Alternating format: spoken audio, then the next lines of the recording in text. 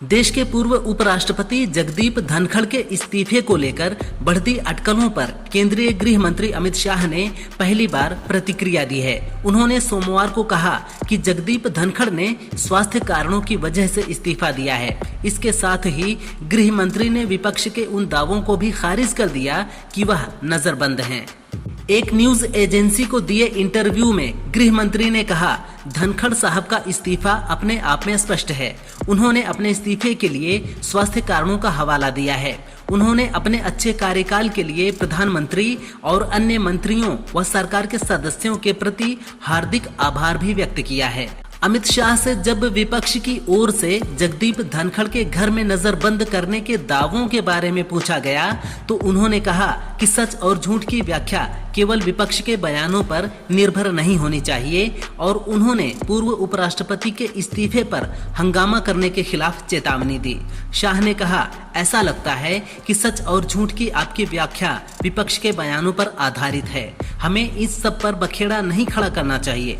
जगदीप धनखड़ एक संवैधानिक पद पर थे और उन्होंने संविधान के अनुसार अपने कर्तव्यों का निर्वहन किया। उन्होंने निजी स्वास्थ्य कारणों से इस्तीफा दिया।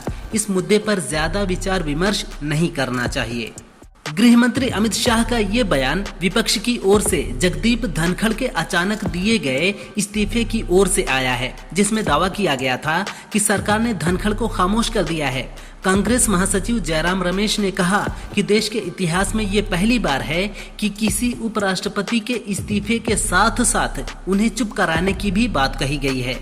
जगदीप धनखड़ के इस्तीफे को लेकर लोकसभा में नेता विपक्ष राहुल गांधी ने भी केंद्र सरकार की आलोचना की। राहुल गांधी ने 20 अगस्त को कहा, हम मध्यकालीन काल में वापस जा रहे हैं जब राजा अपनी मर्जी से किसी को भी हटा सकता था।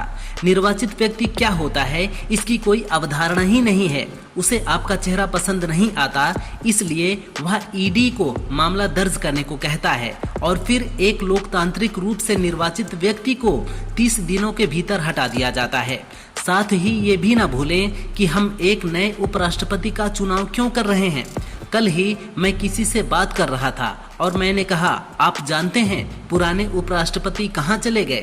जगदीप धनखड़ ने 21 जुलाई को संसद के मानसून सत्र के पहले दिन उपराष्ट्रपति पद से इस्तीफा दे दिया था।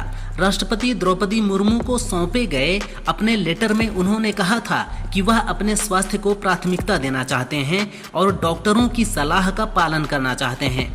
जगदीप धनखड़ के इस्तीफे के बाद राज्यसभा के उपसभापति हरिवंश नारायण ने उच्च सदन की कार्यवाही की अध्यक्षता की थी।